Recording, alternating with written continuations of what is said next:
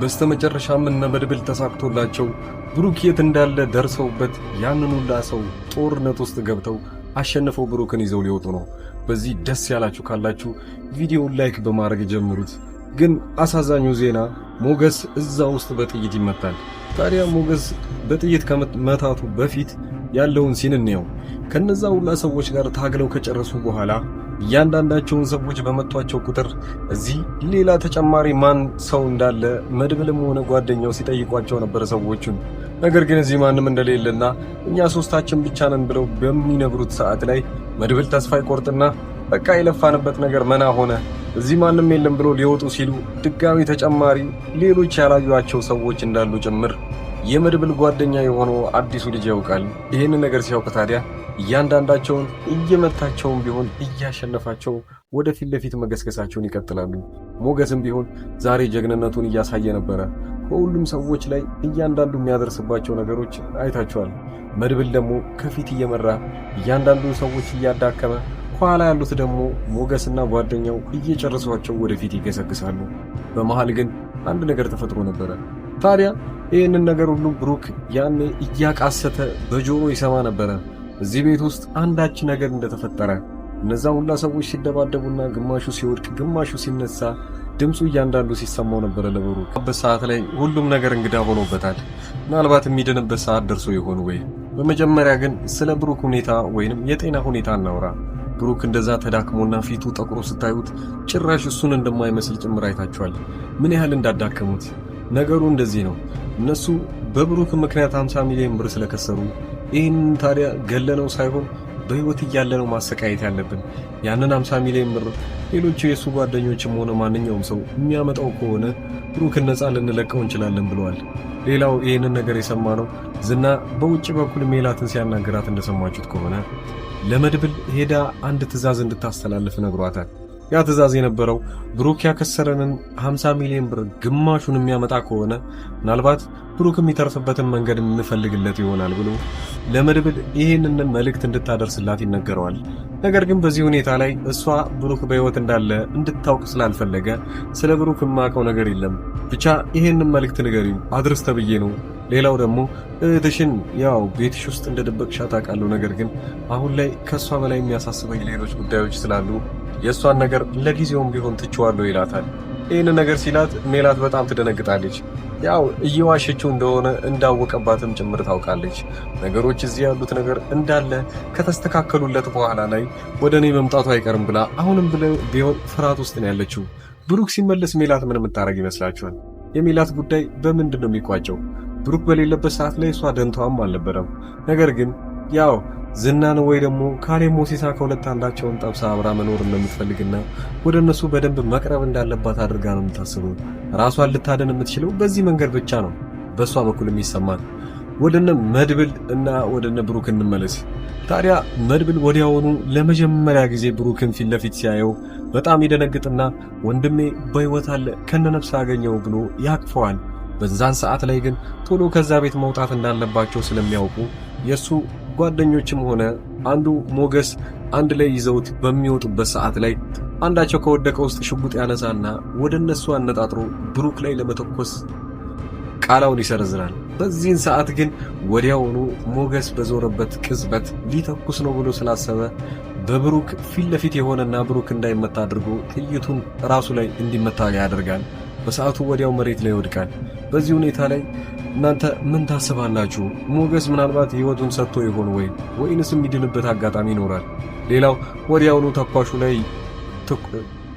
ሞገስ ላይ የተኮሰው ሰውዬ ወዲያውኑ ነበረ በመድብል ጓደኛ ተተኩሶበት ወዲያውኑ ሊሞት የቻለው። ሞገስ ግን በምን መልኩ ሊተርፍ ይችላል? አሁንም ቢሆን በአጣዳፊ ከዛ ቦታ ላይ ለቀው መውጣት ይኖርባቸዋል።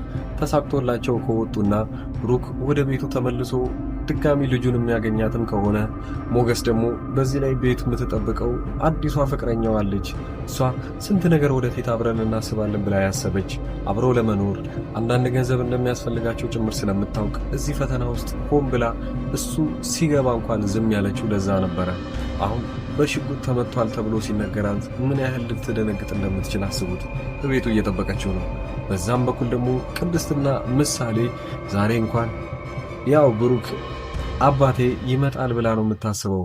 ነገር ግን ቅድስት ከዚህ በፊት ያው መድብል ላይ ተስፋ አድርጋ እንደነበረው ቤቱን አጸዳርታ ቡና አፍልታ አጫጭሳ ቤቱን እንደዛ ስትጠብቀው ይዞት እንዳልመጣ ስላወቀች ያ ነገር ድጋሚ ይፈጠራል ብላ ስለምታስብ በአሁኑ እንኳን ይህን ነገር ሳታረግ ትቀራለች። ታዲያ ምሳሌ ይህንን ነገር ወዲያውኑ ታይና ለምንድነው ቤቱን ያላጸዳሽው?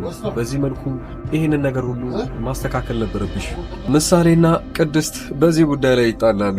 ምሳሌ እያለች ያለችው እንደ ሌላው ጊዜ ለምን ቤቱን አጸዳርተሽ ቡና አፍልተሽ አጫጭሰሽ አጠብቂያቸው ይህንም አታረጊው እንደማይመጡ ስለምታውቂ ነው ብላ ነገሩን ታነሳባታለች። በዚህ ሁኔታ ላይ ምሳሌ በጣም ስለተናደደች ቅድስት ደግሞ በቃ ረፊ ይህንን ነገር ማድረግ ያልፈለግኩት ለሌላ ጉዳይ ነው፣ ዛሬ የሚመጡ ይሆናል አታስቢ እያለች እሷ ተስፋ እየሰጠቻት ነው ያለው። በዚህ ጉዳይ ላይ ሁለቱ የተጣሉበትን ታውቃላችሁ። ቅድስትም በጣም የደበራት ነገር ነው። ዝም ብላ ቤቱን እንደዛ አጸዳርታና የሆነ ነገር አድርጋ ተስፋ የምትጥል ከሆነ ካልመጡ ድጋሚ መጎዳቷ እንደማይቀር ስለምታውቅ ነው ይሄንን ነገር ሳታረግ የቀረችው። ያው ከዛ ቦታ ላይ እንደወጡ ምን ይፈጠራል የሚለውን ደግሞ ከዚህ በኋላ እንዳሳያችሁ። የመጀመሪያው ነገር ምናልባት በሰላም የሚወጡ ከሆነ መድብልም ሆነ ሞገስ ያው ሐኪም ቤት የሚገቡ ይሆናል። ሁለቱ መድብል በጣም ተመቶ ነበር ገና ከፊት ለፊት ሆኖ ስለሚደባደብ፣ ሞገስ ደግሞ አንዴ በጥይት ስለተመታ እሱን ለማዳን ሲል ብዙ ርብርብ መደረግ ይኖርበታል። የመጀመሪያው ነገር እዛ ቤት ውስጥ ከምሳሌ ጋር እንደገባ ብሩክ ወዲያውኑ ልጁንም ይዞ ሌላቸውን ይዟቸው ከዛ ቦታ ለጊዜውም ቢሆን መጥፋት ይኖርበታል። ከዛ ቦታ አመለጠ ማለት ሌላውን ነገር እነሱ መተው የለባቸውም ማለት ነው። ካሌብ ሞሲሳ በዚህ ጉዳይ ላይ ከዚህ በፊትም ታውቁታላችሁ፣ በቤታቸው ግቢያቸው ድረስ ገብቶ ነው እሱን ይዞትና ፍኖት ሊወጣ የቻለው። በአሁኑ ይሄም አይፈጠርም ብሎ ማሰብ ዘበት ስለሆነ የመጀመሪያው ግን መድብል ገና እዛ ቦታ ላይ ሳይገባ ለሞገስ ጋር ሲነጋገሩ እንደሰማችሁት ከሆነ ገና ብቻ ብሩክን አግኝተነው ከዛ ቦታ እንውጣ እንጂ ቶሎ ብለን ለፖሊስ እናመለክትና እነሱ ወዲያውኑ እንዲያዙ ማድረግ እንችላለን፣ ያኔ እኛም ቢሆን በነፃነት መኖር እንችላለን ብሎ ነው የሚያስቡት። ዝና በዚህ በኩል በውጭ በኩል እንዳለም ጭምር አትርሱት። ዝና በራሱ በኩል ነገሮችን ለማስተካከል እየሞከረ ነው። በአሁኑ ግን መድብል ሳይበልጠው አይቀርም። እናንተ ምን ትላላችሁ? ይህን ይመስል ነበረ። ቀጣዩ ክፍል ላይ ወዲያው እንደተለቀቀ ለእናንተ የምናደርስ ይሆናል። እዚህ ቻናል ላይ አዳዲሶች ሰብስክራይብ ማድረጋችሁን አትርሱ። በዚሁ አጋጣሚ የግል ስራዬን ላስተዋውቃችሁ። አዲስ አበባ ውስጥ ቁጭ ብዬ ውስጥ አንዱ አሪፉ ምለው ይሄንን ሰዓት ነው። ሴት ልጅ ናት ያዘዘች። እዚህ አዲስ አበባ ውስጥ ጓደኛ አላትና ለጓደኛዋ ነው እንደ ጊፍት መልኩ ሳትነግረው እኔ ቀጥታ ሂጄ እንድሰጠው ብቻ ያደረገችው ማለት ነው። ሰዓቱ ሰዓት ብቻ እንዳይመስላችሁ የልብ ምት ይለካል። ምን ያህል ካሮኒን በቀን እንዳቃጠላችሁ ይናገራል። ምን ያህል እንቅልፍ እንደተኛችሁ፣ በቀን ምን ያህል መተኛት እንዳለባችሁም ጭምር ይናገራል።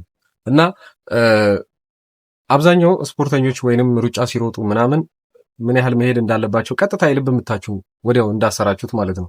ብዙ አይነት አፕሊኬሽኖች አሉት፣ በጣም ብዙ። ከስልካችሁ ጋርም ይገናኛል፣ ማን እንደደወለን።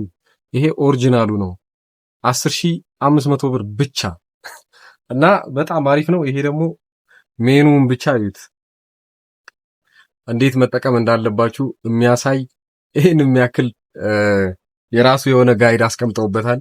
ሌሎቻችሁ ማዘዝ የምትፈልጉ ካላችሁ ዣኦሚ ስማርት ብራንድ 7 ፕሮ ይባላል። ዣኦሚ እንግዲህ አብዛኛው ስልኮችን ነው የሚሰራው።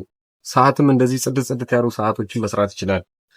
በጣም ብዙ አይነት ሴንሰር አለው። የልብ ምት በጀርባው በኩል እንዴት እንደሚለካ ምናምን የሚያሳይ እና ሌሎችም እቃዎች አሉ። ማዘዝ የምትፈልጉትን ከዚህ በመቀጠል ያለው ቪዲዮ ላይ በደንብ ያስረዳችኋል። እኔን ማናገር የምትፈልጉ በቴሌግራም፣ በዋትስአፕ፣ በኢሞ ማናገር ትችላላችሁ። የምንልካቸው እቃዎችን እንያቸው። 2 ሳምሰንግ የተመሳሳይ ስልኮች ናቸው። እነዚህ ስልኮች በ17,000 ብር ብቻ አዲስ የመጡ ስልኮች ናቸው። ኦልሞስት 4 ወር አካባቢ ነው ያለው የሆኑት አዲስ ከወጡ ማለት ነው ስልኮቹ ራሱ። እና አንድ ሰው ብቻ ነው 2 ያዘዘኝ። ሌላው የሶላር እቃዎች ለምሳሌ ለዘመዶቻችሁ አገር ቤት ሊሆኑ ይችላሉ ያሉት እንደዚህ ሶላሮችን ያዘዙኝ ያሉ ዛሬ የምናደርሳቸው። ይህን ሶላር ትንሽ ነገር ልበላችሁ። በመጀመሪያ ደረጃ ይሄ የራሱ ማጠራቀሚያ ነው እና እነዚህ ሁለቱ ፓኔሎች ጣራ ላይ ተደርገው ሁለቱን ባንዴ ነው የሚሞሉት ወዲያውኑ ማለት ነው። በጣም ትልቅ ጉልበት ያላቸው ሶላሮች ናቸው እነዚህ። ከዚህ ላይ ቻርጀሮች ምናምን መጠቀም ይችላሉ ለስልካቸው ማለት ነው ራሱ ስለሚይዝ። እነዚህ 4 አምፖሎች ደግሞ ማንኛውም ቦታ በገመድ ይሰቀላሉ። ለምሳሌ እነዚህ ገመዶች በጣም ረጅም ናቸው። የራሳቸው ማብሪያ ማጥፊያ አላቸው እንደምታዩት እና አንዱን ጣራ ላይ አርጋችሁት መሬት ላይ ደግሞ ይሄንን ማብሪያ ማጥፋ ማስቀመጥ ይችላል። ልክ እንደ ዋነኛው ኤሌክትሪክ ዝርጋታ ነው እነዚህ የሚቀመጡት እና ፓወር ባንኩም አንድ ቦታ ነው የሚቀመጠው የራሱ። ሶላሩ ደግሞ ውጪ ነው የሚደረገው ጣሪያ ላይ። ከዚህም በኋላ ምንም እኛ መሰካካት ቻርጅ ማድረግ ምናምን አይጠበቅብንም። ራሱ ሶላሩ ፉል ያደርገዋል። እኛ ማታ ብቻ እነዚህን አምፖሎች መጠቀም ብቻ ነው። በጣም ባሪፍ ዋጋ በ14,000 ብር ብቻ ማለት ነው። ሁለቱን ሶላር እና 4 አምፖል ያለው እንደዛው ሶላር የሚቀንሱ ደግሞ ሌሎችም አሉ። በጣም የሚቀንሱ ከ6,000 ብር ጀምሮ አሉ ሶላሮች ለቻርጀር እና ለቤት ውስጥ አምፖሎች የሚሆኑ ለተለያዩ ነገሮች። በዛው ልክ ደግሞ ከፍ እያሉ የሚመጡ አሉ። እስከ 40,000 ብር የሚሸጡ ትላልቅ ለምሳሌ ቲቪዎችን ምናምን እንዲሰራ የሚፈልጉ ሶላሮች አሉ። እነዛ ከ30,000 ብር ጀምሮ እስከ መጨረሻው እስከ 100 ምናምን የሚሸጡ ሶላሮች አሉ። እናንተ የፈለጋችሁትን ማዘዝ ትችላላችሁ። ስልኮችም እንደተባለው ብዙ ስልኮች የምታዘዘው ስልክ ላይ ነው እና አሁን ይሄ አንድ ሰው ቦታ ላይ የሚላክ ነው። ከዚህ በፊት ልጅቷ አዛ ያንን ከደረሰላት በኋላ ልክ ነው ብላ ለጓደኛዋ ደግሞ ከዛ በኋላ ያዘዘችው ስልክ ነው። በጣም አሪፍ ስልክ እና ይሄ ስልክ ከወጣ ቢያንስ 4 ወር ምናምን ቢሆነው ነው። እናንተም እንደዚሁ ማዘዝ ትችላላችሁ። ሌሎች ያዘዙ ልጆች ደግሞ ከዚህ በመቀጠል ማሳያችሁ ነው። እናንተ የምትፈልጉትን ዕቃ ብቻ በዋትስአፕ በቴሌግራም እና በኢሞ ለኔ መናገር ብቻ ነው የሚጠበቅባችሁ። ከዛ ዋጋውን ከተስማማንና ቦታውን ካወቅም በኋላ እናንተ ወዲያውኑ ዕቃው የሚደርስ